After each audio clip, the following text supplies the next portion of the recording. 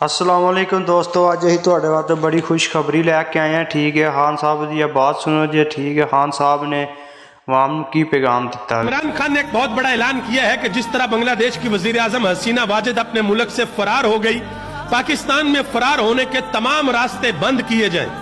इमरान खान ने कहा कि मुझ समेत नवाज शरीफ, शहबाज शरीफ, आसफ अली जरदारी और मोहसिन नकवी, इन तमाम के नाम ECL के अंदर डाले जाएं।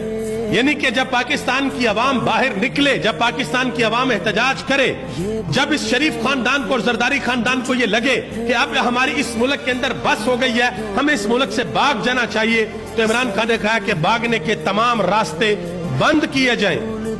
इमरान खान के इस बयान से यह लगता है कि शायद पाकिस्तान के अंदर कुछ बड़ा होने के लिए जा रहा है। मेरी आपसे गुजारिश है, और मैं हमेशा कहता हूं कि आप दुआ किया करें, अल्लाह ताला इस मुल्क पर अपना खास फजल और करम फरमाए।